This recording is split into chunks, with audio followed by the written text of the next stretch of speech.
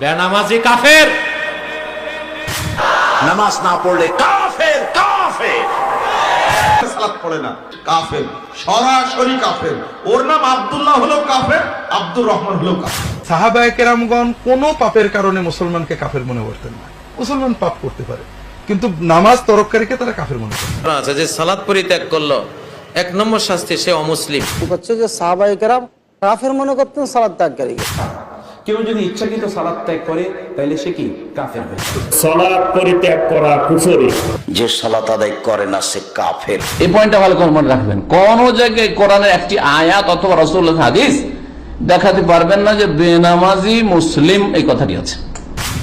আল্লাহ বলেছে যদি তোমরা আল্লাহর ভালোবাসা পেতে চাও তাহলে রাসূলের অনুসরণ করো।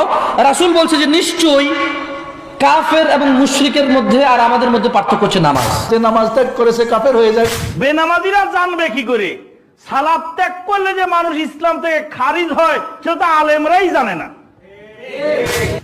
নামাজ যদি একেবারেই না পড়ে সে কাফের হয়ে যায়। ইচ্ছাকৃত নামাজ ত্যাগ করলে সে কাফের হয়ে যায়। যে নামাজ পড়ে না আহমদ বিন হাম্বলের মতে সে কাফের। গোটা আরব হাম্বলি মাযহাব মানে, সে আহমদ বিন হাম্বলের ফতোয়া ইন্না তারিকাস সালাতি ইউকাফফার ওয়া ইউকতালু মুরতাদ্দা। বেনামাজি কাফের, আর বেনামাজির মৃত্যুদণ্ড কার্যকর করতে হবে। মুরতাদ হিসেবে বেনামাজিকে হত্যার পর আহমদ বিন হাম্বলের মতে তার জানাজা নাই, গোসল নাই, দাফন নাই। এটা কার ফতোয়া? মাযহাব কয়টা?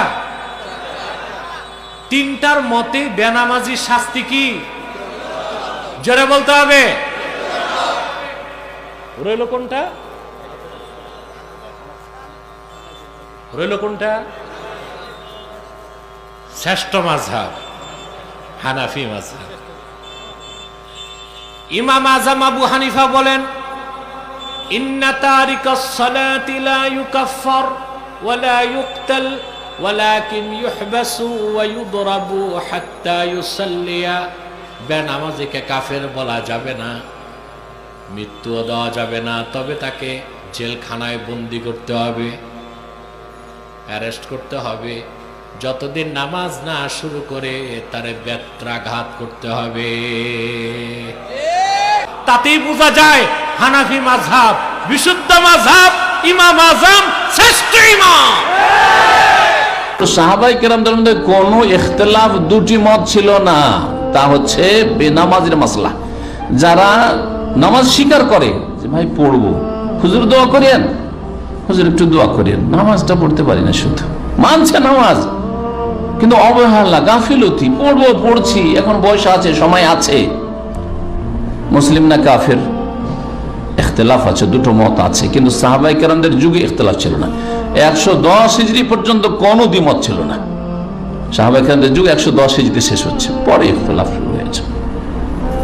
আর যদি ইখতিলাফ করে উম্মতে যে কোনো ক্ষেত্রে, বিশেষ করে দিনের ক্ষেত্রে, আর দিন হচ্ছে সমস্ত ক্ষেত্রকে সামিল, সুতরাং সব ক্ষেত্রেই ফারুদ্দু ইলাল্লাহি ওয়া রাসূল, কোন দিকে ফিরতে হবে? ফিরতে হবে আল্লাহ এবং রাসূলের দিকে ফিরে যেতে হবে, অর্থাৎ কোরআন এবং হাদিসের কাছে ফয়সালা চেয়ে নিতে হবে। বেনামাজি মুসলিম না মুসলিম নয়, আমরা দুই দল, দুই দিকে হলে এক দল বলছে যে মুসলিম, কি করে বলেন যে কাফের, মেলা ভালো কাজ করে। আর এক দল বলছে যে না না না না, বেনামাজি কি করে মুসলিম হইতে পারে, কারণ রাসূলুল্লাহ সাল্লাল্লাহু আলাইহি ওয়াসাল্লাম কাফের বলেছেন। হ্যাঁ, সাহাবায়ে কেরামদের ঐক্যমত ছিল যে তারা কাফের। এখন আমাদের বিবাদ মিটাবে কে? আল্লাহ মিটাবেন আর তার রাসূল সাল্লাল্লাহু আলাইহি ওয়াসাল্লাম। কোরআন এবং হাদিসে কোন একটি জায়গায় এই কথা নেই যে বেনামাজি মুসলিম, এই কথা দেখান তো কোথাও আছে? এই পয়েন্টটা ভালো করে মনে রাখবেন। কোন জায়গায় কোরআনের একটি আয়াত অথবা রাসূলুল্লাহর হাদিস দেখাতে পারবেন না যে বেনামাজি মুসলিম এই কথাটি আছে। স্পষ্ট, পক্ষান্তরে স্পষ্ট হাদিস আছে ফামান তারাকাহা ফাকাদ কাফারা। যদি কেউ নামাজ ছেড়ে দেয় তাহলে কি হয়ে গেল? কাফারা, কাফের হয়ে গেল। তাহলে যে কাফের বলছে তার কাছে স্পষ্ট দলিল আছে, আর আপনি বলবেন যে না সে ফাসিক মুসলিম, কাফের নয়, আপনার স্পষ্ট দলিল নাই, তাহলে আপনি কমজোর, আপনার মত ঠিক নয়। রাসূল কারীম সাল্লাল্লাহু আলাইহি ওয়াসাল্লাম ইরশাদ করেছেন মান তারাকা সলাত মুতাআম্মিদান ফাকাদ কাফার, যে ইচ্ছে করে নামাজ তরক করলো সে যেন কুফরি করল। বেনামাজিকে আমরা কাফের বলি না, কিন্তু কাফের হতে বাকিও থাকে না। মান ইতাকাদা আন্নাল্লাহা হাল্লা বিশাইইন আও শাখসিন ফাকাদ কাফার, যে ব্যক্তি ধারণা করলো আল্লাহ কোন ব্যক্তি বা বস্তুর ভিতরে প্রবেশ করেছেন সে কুফরি করলো। যে কুফরি করলো সে কি হইল? কইতে লজ্জা লাগে। যে চুরি করে সে কি? যে ডাকাতি করে সে? যে লাম্পট্য করে লম্পট। যে কুফরি করে শরম লাগে। স্বামী স্ত্রীর মধ্যে যদি কেউ পুরো কাফের হয়, সালাত আদায় করে না, তাহলে কি তারা স্বামী স্ত্রীর মতো মেলামেশা করতে পারবে? যদি কাফের হয় তো মেলামেশা করতে পারবে না।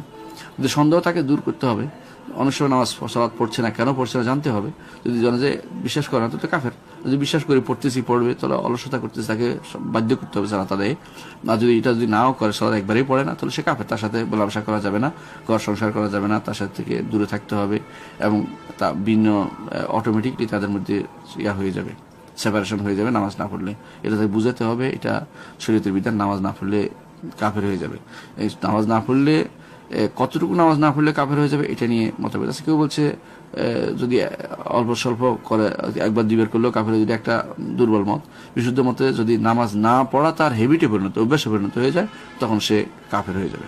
অর্থাৎ জানেন যে নামাজ পড়ে না বা জুমা পড়ে মাঝে সপ্তাহে একবার, তাহলে সে নামাজ পড়ে না। জুমা পড়লে নামাজ পড়া ধরা হয় না। অথবা ঈদে নামাজ পড়ছে, ঈদেও নামাজ পড়া ধরা হয় না। নামাজ পড়তে হবে, পড়ে মাঝে মাঝে ছুটে গেলে কারণ এটার কারণে কাফের হয়ে যাবে না, যে আবার যেন এটাকে পূরণ করে নেয়, তওবা ইস্তেগফার করে এবং সেটা যেন সে কাজা করে, এটাকে বুঝাতে হবে। এটা হচ্ছে বিধান।